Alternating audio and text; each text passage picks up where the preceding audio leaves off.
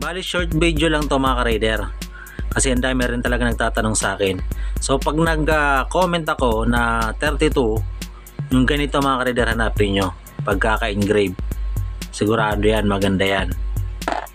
So kung ganito, ang pagkaka-engrave nya, ayan, na medyo klase A, tignan nyo pa rin yung butas. So dapat meron talaga kayong orig. Yan, kung magkapareho sila ng butas. So bali mga ka-raider, huwag kayong magbabase sa number kapag galing Shopee o Lazada yung nabili yung jettings. Titingin pa rin kayo sa butas.